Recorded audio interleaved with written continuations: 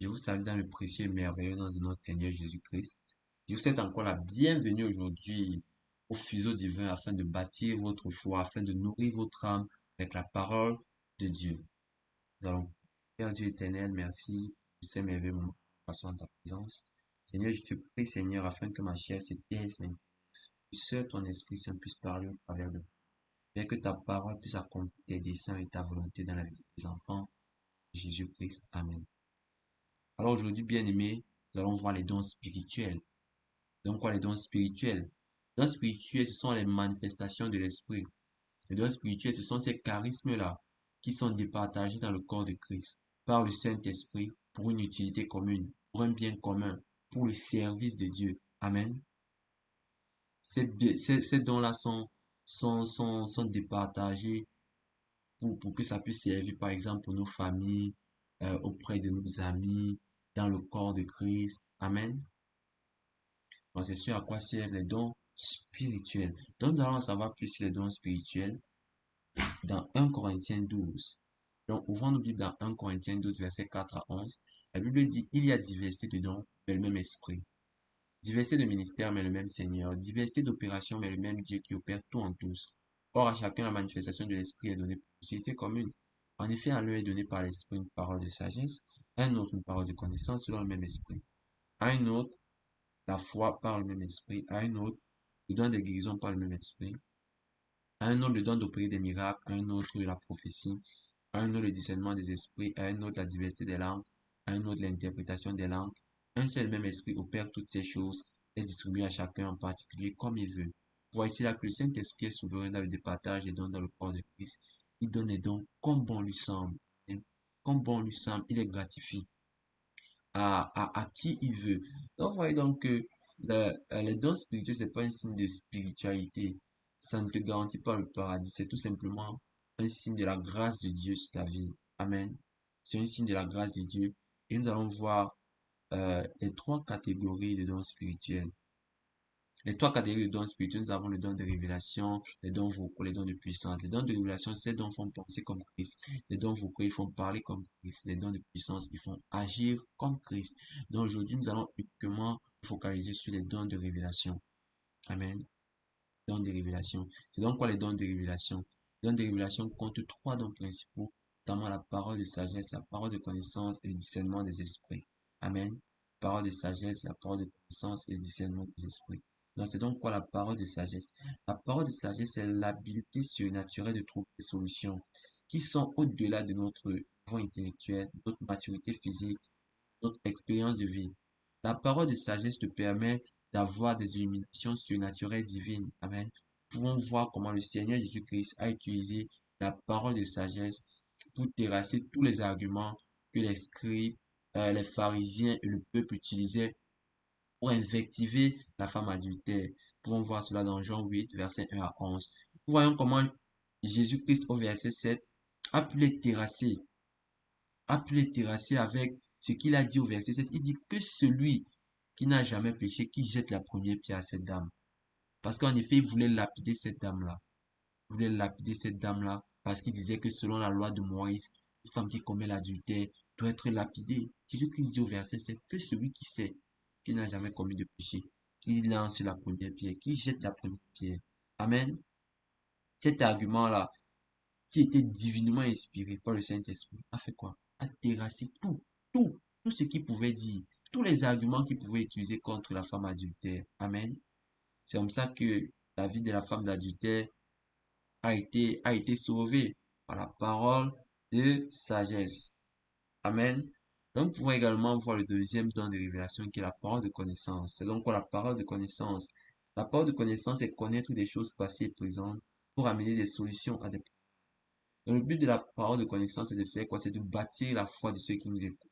C'est de bâtir la foi de celui à qui l'on parle. Amen. Bâtir la foi de celui à qui l'on parle. C'est important dans le corps de Christ. Amen.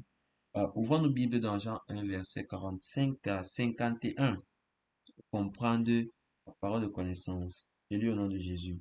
Philippe rencontra Nathanaël et lui dit, nous avons trouvé celui de qui Moïse a écrit dans la loi, dont les prophètes ont parlé, Jésus de Nazareth, fils de Joseph. Nathanaël lui dit, peut-il venir de Nazareth quelque chose de bon? Philippe lui répondit, viens et vois. Jésus, voyant venir à lui Nathanaël, dit de lui, voici vraiment un Israélite dans lequel il n'y a point de fraude. D'où me connais-tu? Lui dit Nathanaël. Jésus lui répondit, avant que Philippe t'appelât, quand tu étais sous le figuier, je t'ai vu. Nathanaël répondit et lui dit, Rabbi, tu es le Fils de Dieu, tu es le roi d'Israël. Jésus lui répondit, parce que je t'ai dit que je t'ai vu sous le figuier, tu crois, tu verras de plus grandes choses que celles-ci. Et il lui dit, en vérité, vous verrez désormais le ciel ouvert, les anges de Dieu descendent sur le Fils de l'homme.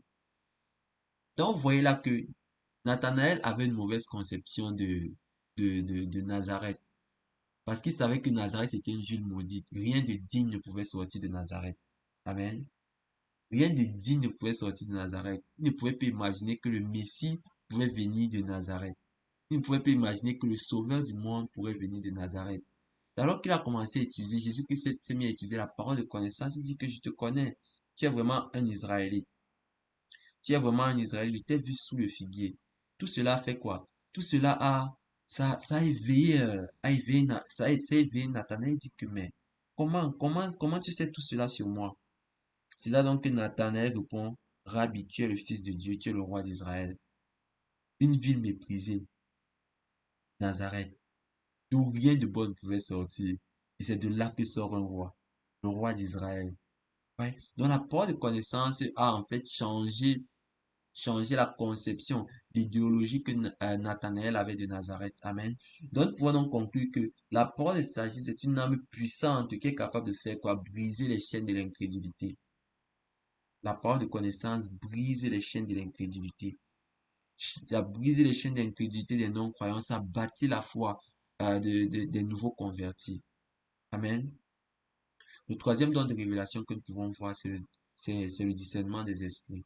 Le discernement des esprits bien-aimés, c'est un don qui, selon moi, est très important en ces fins des temps. Amen. Pouvoir cerner euh, les enseignements qui viennent de Dieu. Amen. Parce qu'il y a plusieurs faux prophètes, des faux docteurs qui prétendent être des anges de l'Éternel, or ils sont des loups. Amen. Donc, c'est donc quoi le discernement des esprits? C'est une perception divine qui permet de connaître l'origine, la source et les motivations derrière des manifestations. Amen. Ça permet de connaître cela. Donc, la parole de sagesse, le discernement autant pour moi, le discernement des esprits te permet de connaître si des initiatives viennent de Dieu, si elles viennent des hommes, si elles viennent des mauvais esprits. Amen. Elle te permet de savoir si des initiatives viennent des hommes, si elles viennent de Dieu, si elles viennent des mauvais esprits. Alléluia. Et ce don-ci-là nécessite beaucoup un conditionnement spirituel. Tu dois vivre une vie de consécration, une vie de méditation, une vie de prière. Pourquoi? Toujours avoir la sensibilité spirituelle. Amen. La sensibilité spirituelle pour savoir si les choses viennent de Dieu. Pour avoir le discernement, savoir cerner si des choses viennent de Dieu ou si elles viennent du malin. C'est très important, bien aimé. Et ce discernement-là va se raffiner avec quoi? Avec la connaissance, la lecture de la parole de Dieu. Ouvrons nos Bibles ensemble dans Hébreux 5, versets 13 à 14. Il dit au nom de Jésus, Or quiconque en est au lait n'a pas l'expérience de la parole de justice, car il est un enfant. Mais la nourriture solide est pour les hommes faits, pour ceux dont le jugement est exercé par l'usage à discerner ce qui est bien et ce qui est mal.